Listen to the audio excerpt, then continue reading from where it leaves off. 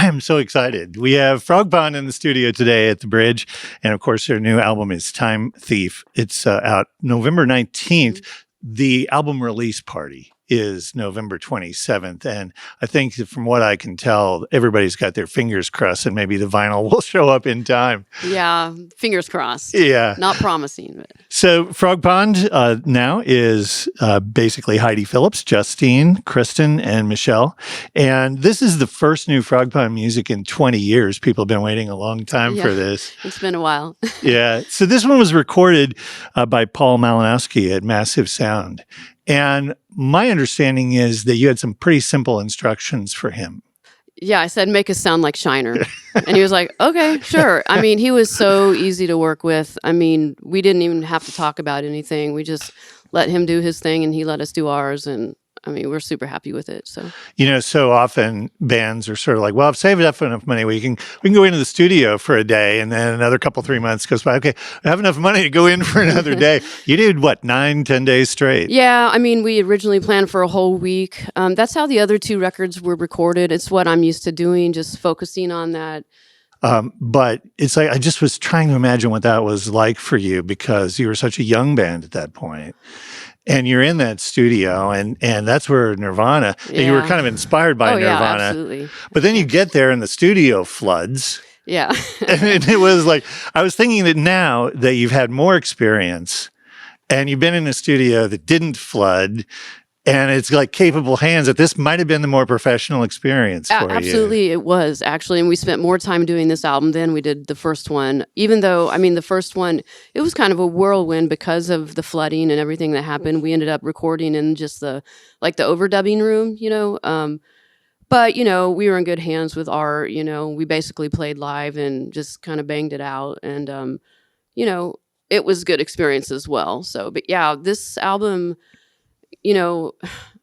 definitely taking all the experience and learning that we've had over the years and putting it all in practice has made this one. So when you're going in for like 9 or 10 days, you want to make the most of that. How much work did you put in before you went into the studio? A lot. I mean, we basically had all the songs ready to go. So we did a lot of pre-production. When we first got together, we didn't even focus on the older Frogpond songs. We just started learning the new songs and the new album and got that ready to go. We were ready to go to the studio and play it and knock it out, and so that we wouldn't have any problems in that area.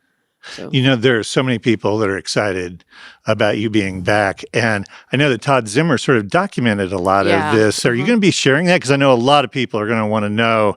They want to see. We have a lot of the video. We just haven't had time to do anything with it yet. But yeah, we'll definitely share some of that.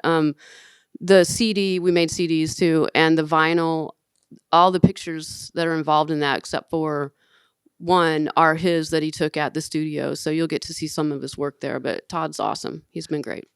Well, we are so excited that you're back. And Thank you. I think that, that excitement, there's a little angel sitting on my shoulder saying, stop talking, ask them to play Frogpond today on the Bridge. All right. This one is called It's Not Over.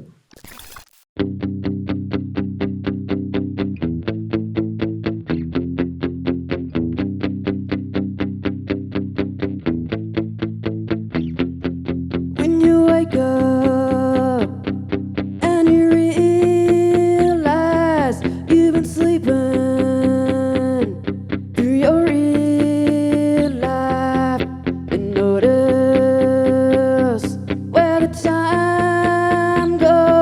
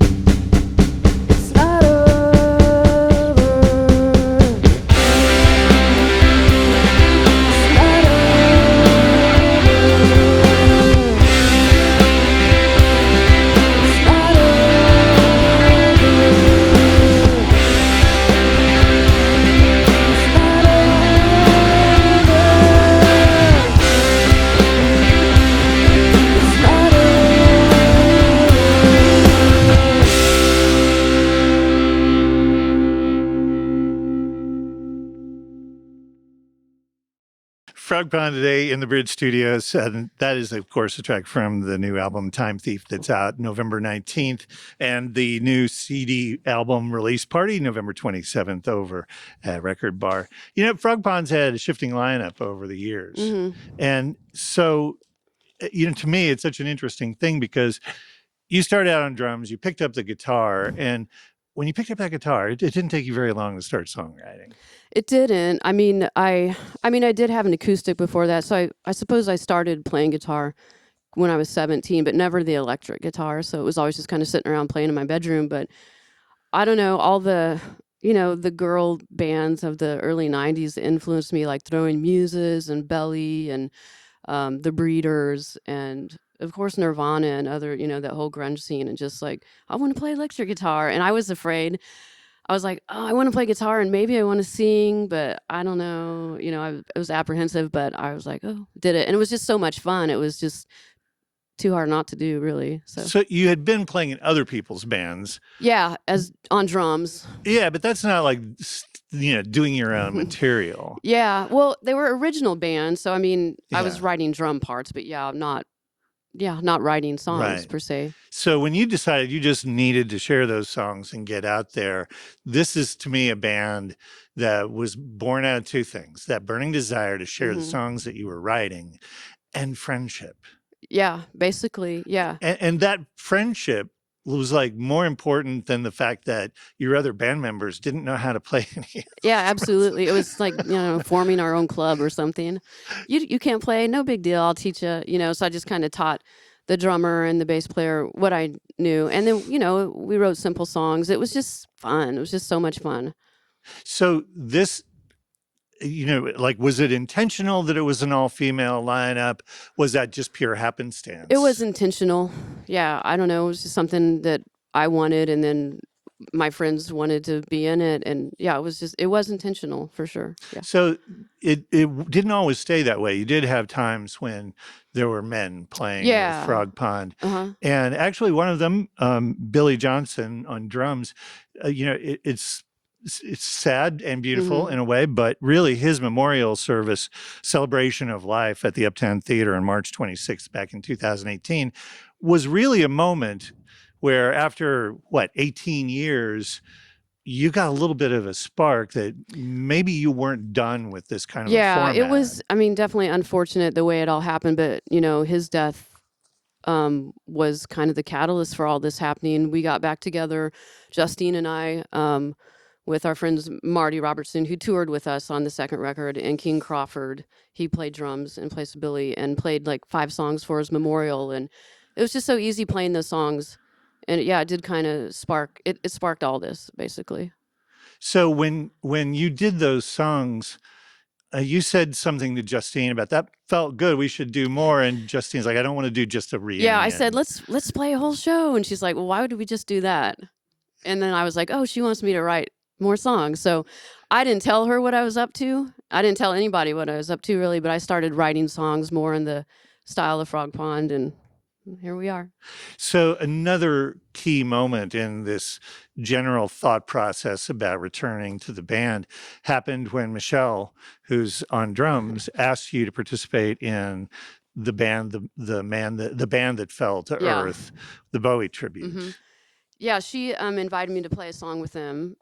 And also said, I was like, of course. And she was like, also, if you ever need a bass player or a drummer for anything, you know, I'd be willing. I'm like, well, actually, and I just said, I do have something I'm working on. I didn't tell her what it was, but she was agreeable. And I pretty much did the same thing to Kristen. So, I mean, these are the moments when you really want to have a camera rolling for, like, when they finally figure out that they're in a really kind of legendary band. Yeah. Well, I remember Kristen going, so you want me to play guitar? Who's playing bass? And so I think maybe she got a little clued in, because clearly Justine's a bass player for Frogpond. And so, you know, but yeah, it wasn't until maybe I don't know, it was a while later when I think I sent the demos to him that I said what it was. And, you know, the thing that I've tried to, you know, I know that you've been pretty open about, you know, not telling people that you were writing songs and not telling band members what band they were in. And I understand all that, but I really am curious about the why of that. And I think that one of the things that I wanted to sort of throw out is that, Chris Agarian, who does the A160 here, has basically made it his life mission to see the return of Frogpond. And his strategies to get you to reform this band have, in my mind anyway, just pulled up like this much short of like a restraining order. Oh, he played us every week for a while on his show, and wanting it to happen. And we had a phone conversation about it, and I don't know, logistically, I was trying to figure out how to make it happen, but I don't know, maybe it just wasn't the right time. It just didn't feel right. This felt right. So, well, I wondered if it's because of all of the outpouring of love that you just wanted to keep all of this to yourself until you were personally kind of 100% sure. And I'm putting words in your mouth. Feel free to tell me I'm wrong, but I'm looking for that reason. Well, okay, the reason I kept my songwriting secret is more for me creatively, so that I don't have other voices in my head and the influence of a lot of times, people, you second guess yourself in comments, or, having other people's voices in your head critiquing your writing, which is something I do or whatever. It makes it more difficult to write true. So for me, just to have my own voice in my head and just write the songs regardless of thinking they were even going to come out at all. Like, that's kind of how I went out about it. Like, it doesn't matter because no one knows about it. So, but now having everyone be excited about it, that's great. Yeah. And you still kept it under wraps while you were recording.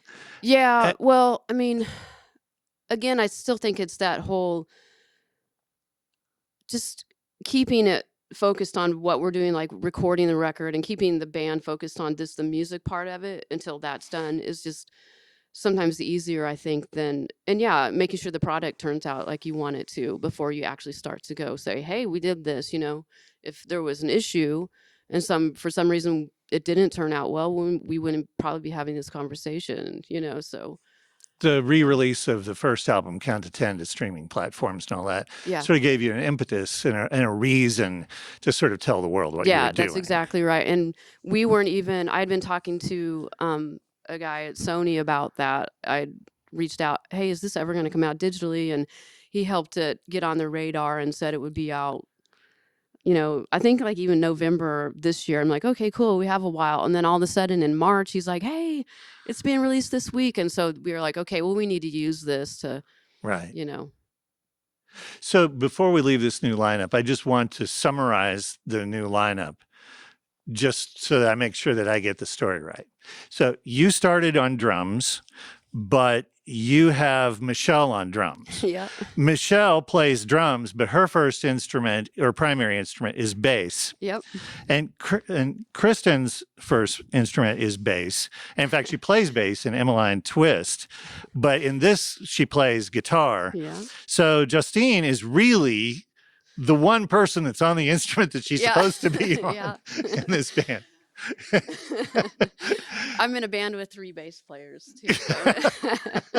I'm sure that there's a market for that. I bet there is. I'm sure there is. Well, we'd love to hear some more music. Frogpond, the new album Time Thief, live today here on The Bridge. All right, this song's called Love Song.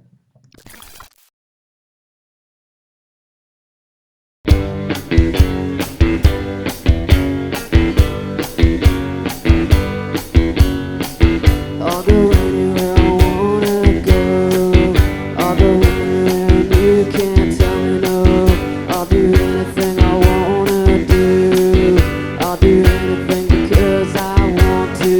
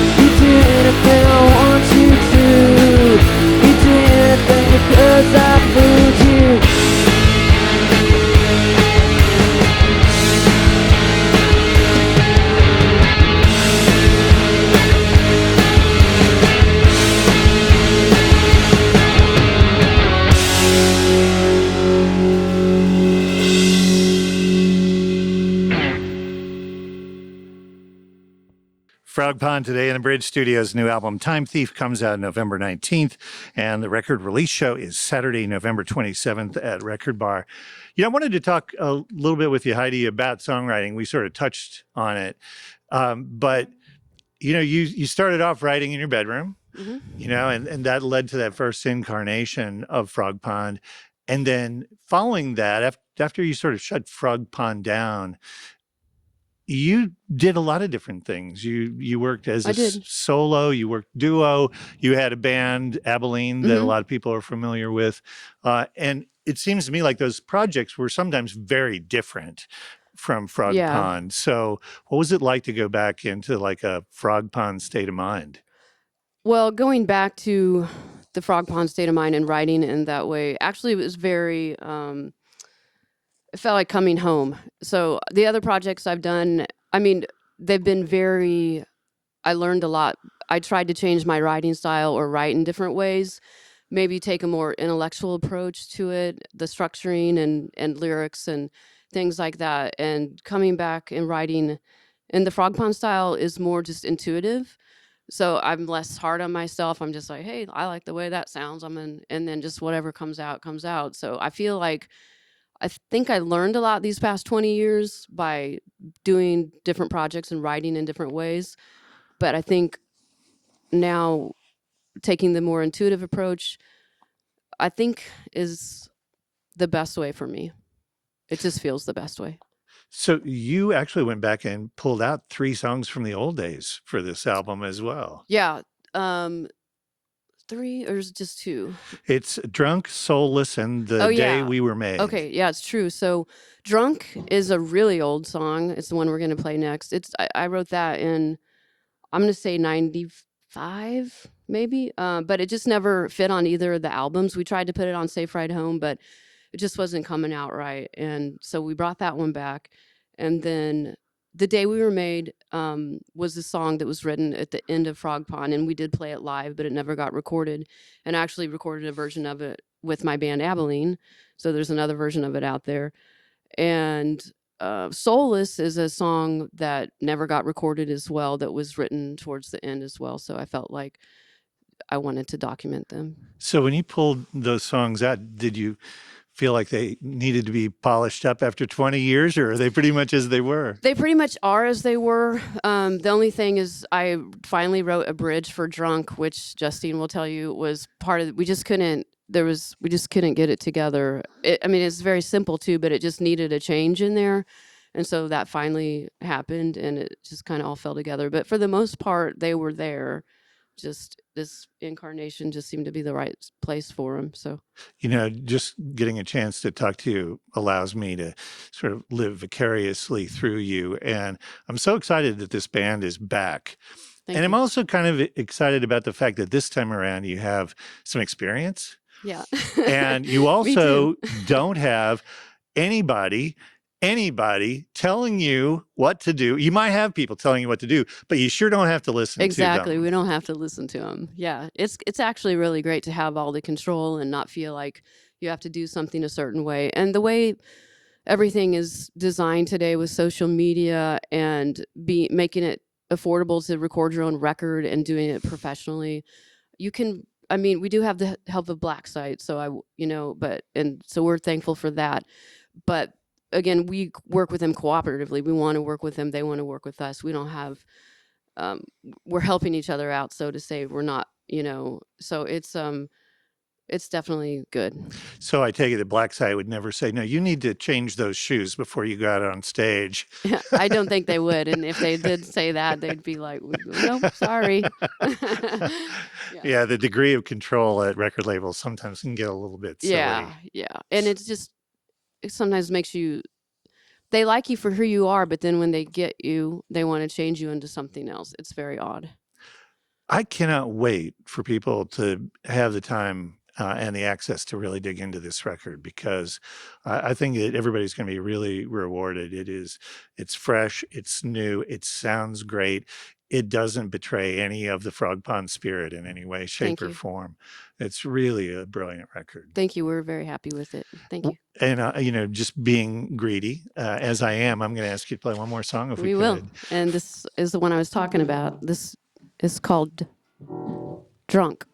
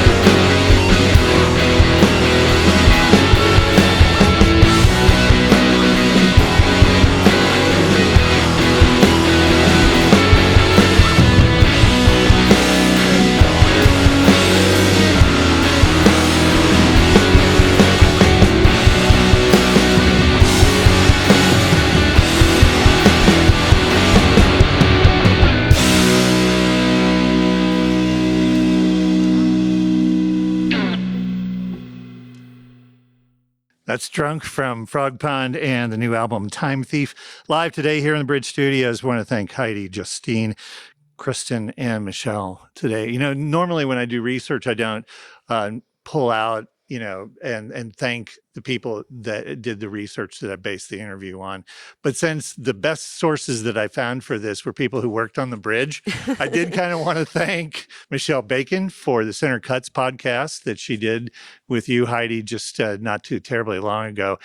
That one struck me as being really super interesting because not only was there really good content in there, but it's two bandmates kind of getting to know each other better at the same time. Yeah. It was really super interesting. And then the other thing that I wanted to credit was Tim Finn over at NKC. And of course, he's here with Brian Truda in the morning show. And he's been such an important part of the local music scene for so long. And his interview is really great too. So I encourage people to check both of those things out. And we should also, of course, thank Chris Hagarian for stalking you until you finally decided to bring Frogpond back out into the open. Yes, absolutely. So thanks again, Frogpond, the new album Time Thief. The album is out November 19th and the album release show Saturday, November 27th. Frogpond, thank you so much for coming in today. And we want to say happy birthday to Sarah, too. Ah, yes. The birthday girl, Sarah Bradshaw. Thanks for having us. Thank you. Chris, if you could keep rolling. So, as long as we have you in the studio, I wanted to ask you about what radio, and in particular public radio, has meant for you in your career.